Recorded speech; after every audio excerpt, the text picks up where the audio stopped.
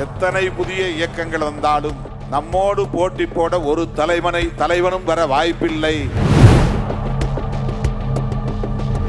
இஸ்லாமியருக்கு விருது கொடுப்பதன் மூலம் இஸ்லாமியர்களின் வாக்குகளை திரட்டுவது என்பதோ, ஒரு தலித் அல்லாதவருக்கு விருது கொடுப்பதன் மூலம் தலித் அல்லாத சமூகத்தினரின் வாக்குகளை பெற்றுவிட முடியும் என்ற கணக்கோ துளியும் நம்மிடத்தில் இல்லை.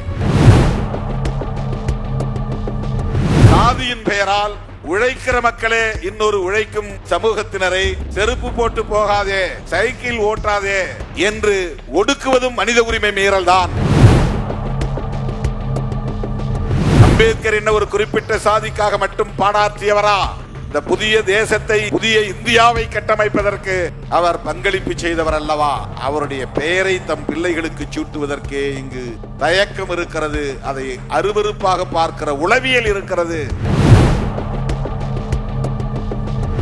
தேர்தல் முடிவுகள் எப்படி இருந்தாலும் விடுதலை சிறுத்தைகளின் எழுச்சி ஒரே மாதிரியாகத்தான் இருக்கும்.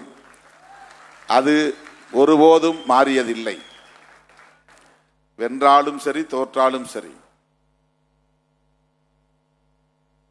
நானே பல முறை வியந்து போவதுண்டு. கிட்டத்தட்ட 3-4 10 நாம் கடந்து இந்த களத்தில் நிற்கிறோம். ஆனாலும் ஒரு தலைமுறை 2 தலைமுறை கடந்த நிலையிலும் கூட இன்னும் அதே எழுச்சி, அதே வீரியம் சிறுத்தைகளிடம் இருப்பதை பார்த்து நான் பெருமைப்படுகிறேன், வியப்படைகிறேன். அதற்கு என்ன காரணம் என்று நான் சிந்தித்து பார்க்கிறேன். நாம் வெறும் தேர்தல் இயக்கம் இல்லை. தேர்தல் இயக்கமாக மட்டுமே நாம் நம்மை வடிவமைத்திருந்தால் தேர்தல் முடிவுகள் நம்மை பாதிக்கும். வெற்றியால் மகிழ்ச்சி அடைவோம், தோல்வியால் துவண்டு போவோம். ஆனால் நாம் சமூக மாற்றத்திற்காக போராடுகிற போராளிகளை கொண்ட ஒரு இயக்கமாகத்தான் வடிவமைத்து இயங்கிக் கொண்டிருக்கிறோம். எனவே இது இடையிலே வந்து போகக்கூடிய ஒரு நிகழ்வு, அவ்வளவுதான். தேர்தல் என்பது நம்முடைய பயணத்தின் இடையிலே வந்து போகிற ஒரு நிகழ்வு. இதில் ஏற்படுகிற ஏற்றத்தாழ்வுகள் ஒருபோதும் நம்மை பாதித்ததில்லை. நம்முடைய நோக்கம், நம்முடைய இலக்கு பிற இயக்கங்களிலிருந்து முற்றிலும் மாறுபட்டது. அதனால்தான் நான் அடிக்கடி சொல்லுவேன், எத்தனை புதிய இயக்கங்கள் வந்தாலும் நம்மோடு போட்டி போட ஒரு தலைவனும் வர வாய்ப்பில்லை, ஒரு இயக்கமும் வர வாய்ப்பில்லை என்று சொல்லியிருக்கிறேன். ஏனென்றால் நம்முடைய களம் முற்றிலும் புதிது. நாம் பேசும் அரசியல் முற்றிலும் புதிது. நாம் எதிர்கொள்ளும் சவால்கள் முற்றிலும் புதியன. நம்முடைய இலக்கு முற்றிலும் மாறுபட்டது. அதிலே நமக்கு ஒரு தெளிவு இருக்கிற வரையில் அதில் நாம் கொண்டிருக்கிற உறுதிப்பாடு ஒருபோதும் தளர்வடையாது. அதுதான் இந்த எழுச்சிக்கு முதன்மையான காரணம் என்று நான் உணர்கிறேன். இந்த இயக்கம் ஒரு குறிப்பிட்ட சமூகத்திற்கான சாதி அடையாளம் கொண்ட இயக்கம் என்று சுருக்கிவிட பார்த்தார்கள், முடக்கிவிட பார்த்தார்கள் என்பதையும் நாம் அறிவோம். விளிம்பு நிலை மக்களுக்கான இயக்கம் என்பதிலே யாருக்கும் மாற்று கருத்து இல்லை. தலித் மக்களின் அரசியலை முதன்மைப்படுத்துகிறோம் என்பதில் யாருக்கும் மாற்று கருத்து இல்லை. ஆனால் அந்த வரையறைகளை தாண்டி அனைத்து தரப்பு உழைக்கும் மக்களுக்கான ஒரு பேர் இயக்கம் என்கிற பரிமாணத்தை இந்த இயக்கம் பெற்றிருக்கிறது. அதிலே ஒன்றுதான் தலித் அல்லாத சான்றோர் பெருமக்களை ஊக்கப்படுத்துகிற இத்தகைய நிகழ்வு. இது ஏதோ பிற கட்சிகள் விருதுகள் வழங்குவதை போல அல்லது ஊடக நிறுவனங்கள் புகழ்பெற்ற ஆளுமைகளை அழைத்து விருதுகளை தந்து தங்களுக்கான இருப்பை மேலும் உறுதிப்படுத்திக் கொள்வதைப் போல நாம் இந்த முயற்சியை மேற்கொள்ளவில்லை. தொலைக்காட்சிகள் எல்லாம் விருதுகள் வழங்குகின்றன, பார்த்திருக்கிறோம். ஊடகங்கள் விருதுகள் வழங்குகின்றன.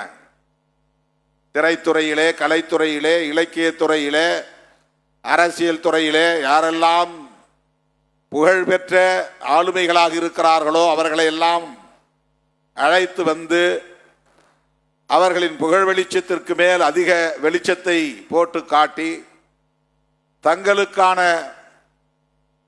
இருப்பை மேலும் மேலும் உறுதிப்படுத்திக் கொள்கிற நிகழ்வுகளை நாம் பார்க்கிறோம். அதில் வணிக நோக்கம் உண்டு. ஆனால் நாம் செய்கிற இந்த நிகழ்வு சமூக நல்லிணக்கம் என்கிற ஒரு மகத்தான நோக்கம் உள்ளடக்கமாக இருக்கிறது. அதையும் விட தலித் மக்களின் விடுதலைக்காக எந்த விளம்பரமும் இல்லாமல், எந்த எதிர்பார்ப்பும் இல்லாமல், எந்த பயனையும் நோக்காமல் பாடாற்றிக் கொண்டிருக்கிற எத்தனையோ பல ஆளுமைகள் இந்த களத்தில் இருக்கிறார்கள். அவர்களை யார்தான் அடையாளம் காண்பது, அங்கீகரிப்பது, ஊக்கப்படுத்துவது என்கிற கேள்வி எனக்குள் எழுந்தபோதுதான் 2006ஆம் ஆண்டு என்று கருதுகிறேன், அன்றைய முதலமைச்சர் முத்தமிழறிஞர் கலைஞர் அவர்கள் தமிழ்நாடு அரசின் சார்பில் அண்ணல் அம்பேத்கர் விருதினை எனக்கு வழங்க முன்வந்த போது அவரிடத்திலே நான் வைத்த வேண்டுகோள், தமிழ்நாடு அரசு வழங்குகிற அம்பேத்கர் விருதினை தலித் சமூகத்தை சார்ந்த ஒருவருக்குத்தான் வழங்க வேண்டும் என்று எண்ணாமல் தலித் அல்லாத சமூகத்தை சார்ந்த எண்ணற்ற பல போராளிகள், பேராளுமைகள் இருக்கிறார்கள், அவர்களுக்கும் வழங்க வேண்டும் என்ற வேண்டுகோளை நான் வைத்தேன். அப்போது கலைஞர் அடுத்த நொடியே என்னை பார்த்து, தோழர் ரவிக்குமார் என்னோடு இருந்தார், அடுத்த நொடியே என்னை பார்த்து ஒரு வினா எழுப்பினார். இந்த ஆண்டு நீங்கள் வாங்கிக் கொள்ளப் போகிறீர்களா இல்லையா என்று கேட்டார். அவருக்கு நான் வைத்த வேண்டுகோள் என்ன புரிதலை ஏற்படுத்தி இருக்கும் என்று நான் கருதினேன் என்றால், நான் அதை மறுதளிக்கிறேன் என்று அவர் நினைத்திருக்க கூடும். எனக்கு ஏன் தர்றீங்க, நான் தலித் எவ்வளவோ பேர் இருக்கிறாங்க, அவங்களையும் தேர்வு செய்து நீங்கள் கொடுக்கலாம் அல்லவா என்று நான் சொன்னதும் எனக்கு வேண்டாம் என்று நான் சொல்லுவதாக அவர் எண்ணிக்கொண்டார். ஐயா, இந்த ஆண்டு நான் மகிழ்ச்சியோடு பெற்றுக்கொள்கிறேன். இனி வரும் ஆண்டுகளில் ஐயா நல்லக்கண்ணு போன்றவர்கள் எல்லாம் தலித்துகளுக்காக போராடி கொண்டிருக்கிறார்கள், அப்படி எண்ணற்றவர்கள் இருக்கிறார்கள், அவர்களை அங்கீகரிக்க வேண்டும் என்று நான் சொன்னேன். அடுத்த ஆண்டு பார்த்துக் கொள்வோம் என்று சொன்னார். சொன்னதை போல அதற்கு அடுத்த ஆண்டு அம்பேத்கர் விருது ஐயா நல்லக்கண்ணு அவர்களுக்கு வழங்கப்பட்டது தமிழ்நாடு அரசின் சார்பில். ஆனால் 2006ஆம் ஆண்டு முத்தமிழறிஞர் கலைஞரிடத்திலே இப்படி பேசிவிட்டு வந்ததும் எனக்குள் ஒரு எண்ணம் தோன்றியது, தமிழ்நாடு அரசுதான் இதை செய்ய வேண்டும் என்று என்ன கட்டாயம் உள்ளது, ஏன் நாமே செய்யக்கூடாது, நமது கட்சியின் சார்பில் செய்யக்கூடாது என்று எனக்கு தோன்றியது. அப்போதுதான் முதலாக 2007ஆம் ஆண்டு பேராசிரியர் கல்யாணி என்கிற கல்விமணி அவர்களை நாம் தேர்வு செய்து அம்பேத்கர் சுடர் என்கிற விருதினை வழங்கி அவரை பாராட்டினோம். கோயம்பேடு அருகே பொதுவெளியில் இந்த நிகழ்ச்சி நடந்தது. தலித் அல்லாத சமூகங்களை சார்ந்த பேராளுமைகளை அடையாளம் கண்டு அவர்களின் உழைப்பை அங்கீகரித்து ஊக்கப்படுத்துவது வாக்கு சேகரிக்கும் நோக்கில் அல்ல. இவர்களின் மூலம் சமூக மாற்றத்தை மேலும் மேலும் ஊக்கப்படுத்துவதற்காக, விரைவுபடுத்துவதற்காக, அவர்களுக்குள்ளே இருக்கிற அந்த உணர்வை, அந்த பெருநெருப்பை மேலும் பெருக்குவதற்காக, அதுதான் நம்முடைய நோக்கம். இதில் எந்த வணிக நோக்கமும் இல்லை, எந்த அரசியல் நோக்கமும் இல்லை, அதாவது வாக்கு அரசியல் நோக்கமும் இல்லை. ஒரு இஸ்லாமியருக்கு விருது கொடுப்பதன் மூலம் இஸ்லாமியர்களின் வாக்குகளை திரட்டுவது என்பதோ,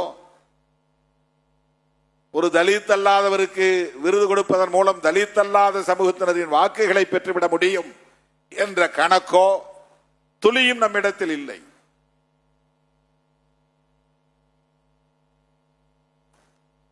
நாம் எல்லாம் பிறப்பதற்கு முன்பே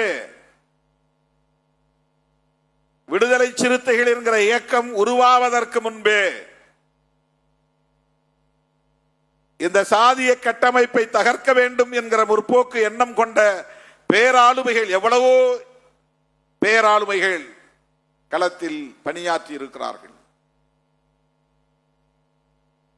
தலித் இயக்கங்கள் தோன்றுவதற்கு முன்பே இடதுசாரி இயக்கங்கள் இந்த களத்திலே நின்று பணியாற்றி இருக்கிறார்கள். பெரியார் இயக்கங்கள் இந்த பணிகளை தொடங்கி செவ்வனே செய்திருக்கிறார்கள். அவர்களெல்லாம் ஏற்படுத்திய தாக்கம்தான் இந்த சமூக கட்டமைப்பில் இந்த சிறிய அசைவுகள் ஏற்பட்டிருக்கின்றன, தளர்வுகள் ஏற்பட்டிருக்கின்றன, பிளெக்சிபிலிட்டி, தளர்வுகள் ஏற்பட்டிருக்கின்றன. சமகாலத்தில்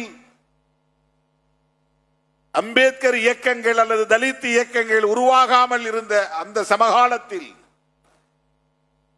எத்தனை எத்தனை தலித் அல்லாத ஆளுமைகள் சாதிக்கு எதிராக, சாதிய கொடுமைகளுக்கு எதிராக போராடி இருக்கிறார்கள். சகோதரத்துவத்திற்காக, சமத்துவத்திற்காக போராடி இருக்கிறார்கள். இதையெல்லாம் நாம் சீர்தூக்கி பார்க்க வேண்டும், கவனத்திலே கொள்ள வேண்டும். நாம் வாழும் நம்முடைய காலத்தில், இந்த சமகாலத்தில் நம்மோடு தொடர்பில்லாமல், நம்முடைய உந்துதல் இல்லாமல், நம்முடைய தாக்கம் இல்லாமல், முற்போக்கு எண்ணங்களோடு, சமத்துவ நோக்கோடு களப்பணி ஆற்றிக் கொண்டிருப்பவர்கள் ஆயிரம் ஆயிரம் பேர் இருக்கிறார்கள். அவர்கள் எந்த தலித் இயக்கங்களோடும் தம்மை அடையாளப்படுத்திக் கொள்வதில்லை. ஆனாலும் புரட்சியாளர் அம்பேத்கர் விரும்பிய ஒரு தேசத்தை கட்டமைக்க போராடி கொண்டிருக்கிறார்கள். அண்ணன் ஹென்றி டிஃபேன் அவர்கள் சொன்னார், ஸ்டேன் சுவாமிகளை நினைவு கூர்ந்தார். அவருடைய நினைவு நாள் இன்றைக்கு. அவர் தலித் சமூகத்தை சார்ந்தவர் அல்ல. ஆனால் அவர் சந்தித்த நெருக்கடிகள், அவர் கண்ட களங்கள் நம்மால் விவரிக்க முடியாது. இடதுசாரி இயக்கங்களோடு அவருக்கு தொடர்பு இருந்தது என்று குற்றம் சாட்டி, தள்ளாத வயதிலும் அந்த மூப்படைந்த நிலையிலும் கூட அவருக்கு இந்த இந்திய ஒன்றிய அரசு தந்த நெருக்கடி சொல்லி மாளாது. அப்படித்தான் அவர் தன் உயிரை ஈகம் செய்திருக்கிறார். இது போன்ற எத்தனையோ பல ஆளுமைகள் நம்மோடு எந்த தொடர்பும் இல்லாமல், எந்த எதிர்பார்ப்பும் இல்லாமல், எந்த உள்நோக்கமும் இல்லாமல் களப்பணி ஆற்றிக் கொண்டிருப்பவர்கள் ஏராளம். மனித உரிமைகளுக்காக போராடுகிற போராளிகள். ரவிக்குமார் சொன்னார், இந்த ஆண்டு நீங்கள் தேர்வு செய்திருக்கிற அத்தனை பேருமே ஏதோ ஒரு வகையில் மனித உரிமைகளுக்காக களத்தில் நிற்பவர்களாக இருக்கிறார்கள். இந்த தேர்வு மிக சிறப்பான தேர்வு என்று சொன்னார்.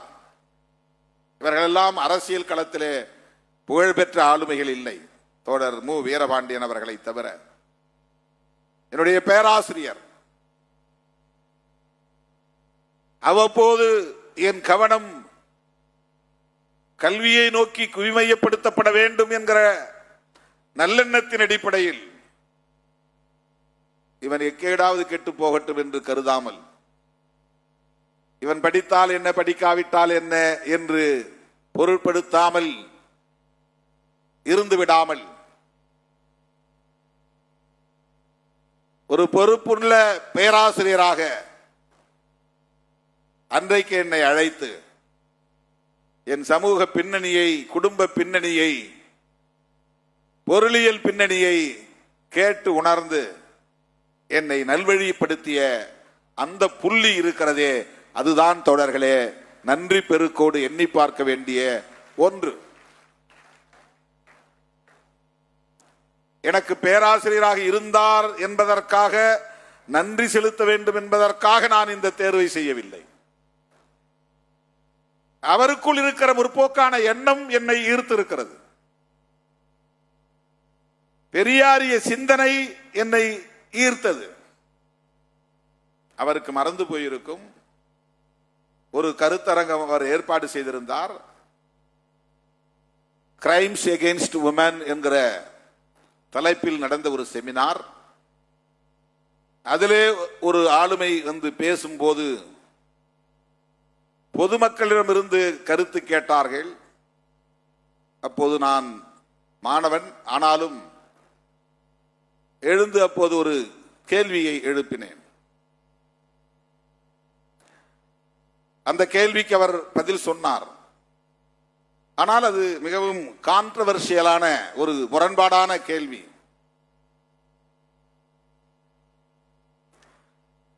திருடனாய் பார்த்து திருந்தாவிட்டால் திருட்டை ஒழிக்க முடியாது என்று பட்டுக்கோட்டை கல்யாண சுந்தரம் பாடியிருக்கிறார். சட்டம் போட்டு குற்றங்களை தடுத்து விட முடியுமா? அல்லது பட்டுக்கோட்டை கல்யாண சுந்தரம் அவர்கள் சொல்லுவதைப் போல குற்றம் செய்கிறவர்கள் திருந்த வேண்டுமா என்ற கேள்வியை நான் எழுப்பினேன். இது சாதாரணமான ஒரு கேள்விதான். அதற்கு அவர் பதில் சொன்னார். ஆனால் இந்த கேள்வியை நான் எழுப்பியதில் ஒரு நுட்பமான அரசியல் இருப்பதை உணர்ந்து என்னை அழைத்து பேசினார். இந்த பல்கலைக்கழக வளாகத்தின் பின்னணி உனக்கு தெரியாது, நீ மாணவனாய் இருந்து படித்து விட்டு போ. அரசியல் கலந்து பேசுவது நல்லதல்ல என்று சொன்னார். அதாவது பட்டுக்கோட்டை கல்யாண சுந்தரம் அவர்களை பற்றி நான் மேற்கோள் காட்டுகிற போது ஒரு கம்யூனிச இயக்கத்தை சார்ந்த பின்னணி அதிலே வெளிப்படுகிறது. அப்படிப்பட்ட பின்னணி உள்ள ஒரு மாணவன் என்பதனால் இவனுடைய கல்வி இங்கே பாதிக்கப்பட்டு விடக்கூடாது என்கிற கவலை அவருக்கு இருந்திருக்கிறது. இது அவருக்கு மறந்து போயிருக்கும். என்னை கூப்பிட்டு அப்போதே அறிவுரை சொன்னார். கேட்ட கேள்வி சரிதான், ஆனால் ஒரு மாணவனாக மட்டுமே இருந்து நீ படித்து உன் பெற்றோருக்கு நல்ல பிள்ளையாக நடந்து கொள். நீ எப்படியாவது படித்து பட்டம் பெற்று வேலைக்கு வந்து அந்த குடும்பத்தை காப்பாற்றுவாய் என்கிற கற்பனைகளோடு தானே உன்னுடைய தாயும் தந்தையும் ஊரிலே இருக்கிறார்கள். நீ இங்கே வந்து அரசியல் ஈடுபாடு கொண்டு கல்வியை கோட்டை விட்டு விட்டால் என்ன ஆகும் உங்கள் பெற்றோரின் எதிர்பார்ப்பு என்ற கேள்வியை எழுப்பினார். தனியே என்னை அழைத்து சில நிமிடங்கள் அவர் சொன்ன அறிவுரை, நமக்கு என்னதான் அரசியல் ஈடுபாடு இருந்தாலும் ஒரு மாணவனாய் இந்த பட்ட படிப்பை வெற்றிகரமாக முடிக்க வேண்டும் என்கிற உந்துதல் எனக்குள் வந்தது. அதன் பிறகு முறையாக வகுப்புக்கு சென்று முதலாம் ஆண்டு வைத்திருந்த அத்தனை அரியர்ஸ் பேப்பர்ஸ் 5 பேப்பர் அவளையும் சேர்த்து எழுதி மொத்தம் 10 பேப்பர் 2வது வருஷத்துக்குமான பேப்பர், அதில் 7 8 தேர்ச்சி பெற்றேன். பிறகு அரியர்ஸை அடுத்த தேர்வில் நான் எழுதி தேர்ச்சி பெற்றேன்.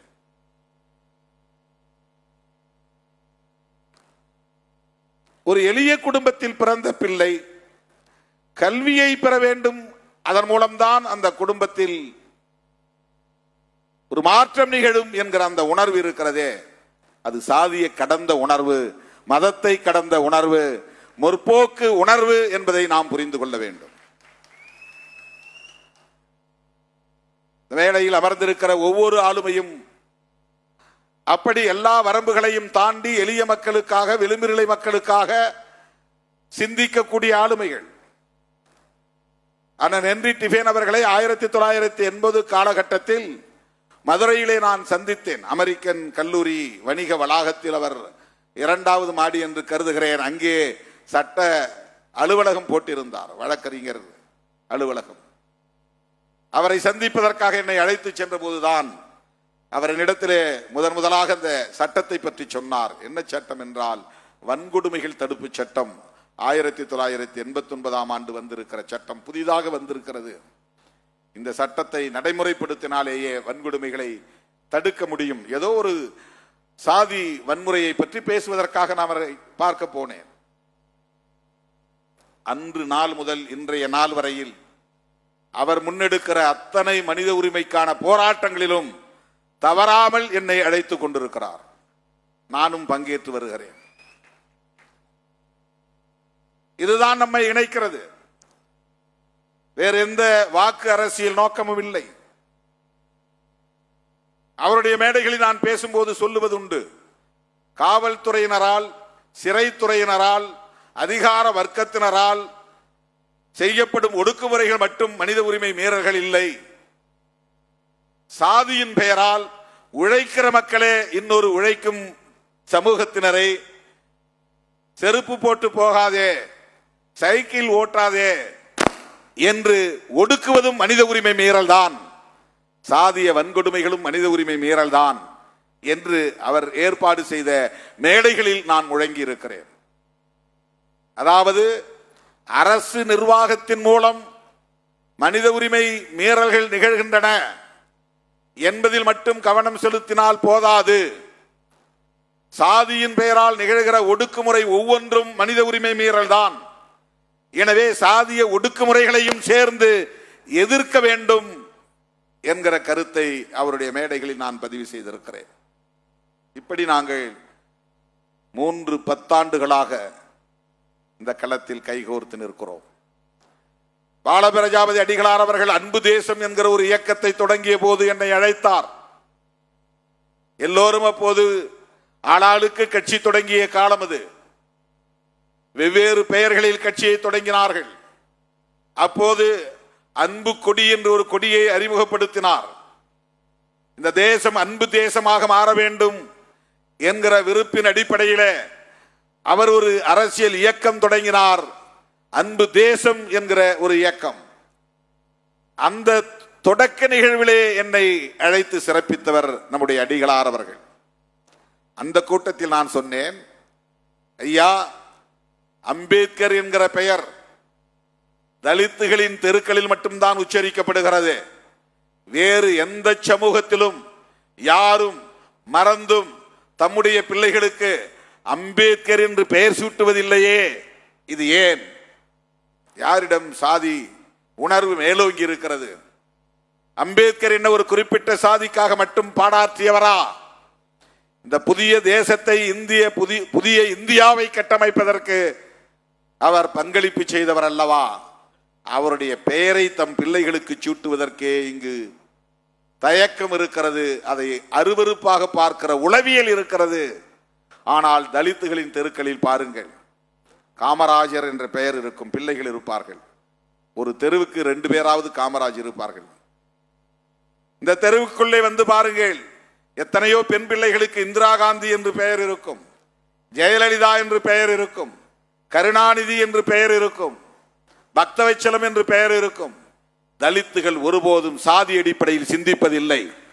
தலித்துகள் ஒருபோதும் தலைவர்களை தங்கள் சாதி தலைவர்கள் யார் என்று தேடுவதில்லை. தலித்துகள் பொதுவாக அனைத்தையும் பார்க்கிற பரந்த பார்வை உள்ளவர்கள்.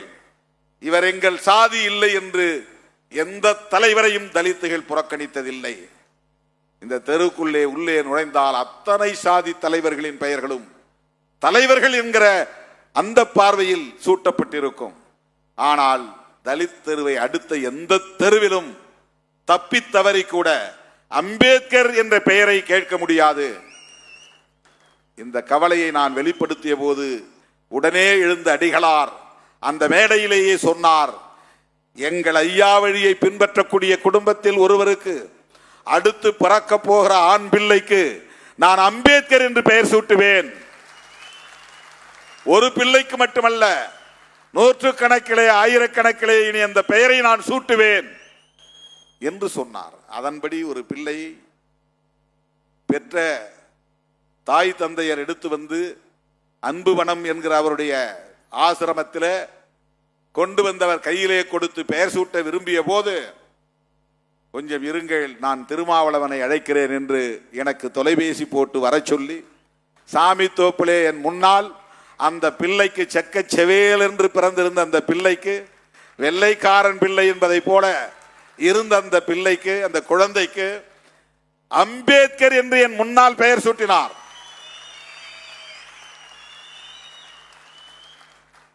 எந்த துறவிக்கு அல்லது குருமகா சன்னிதானங்களுக்கு இந்த துணிச்சல் வரும்?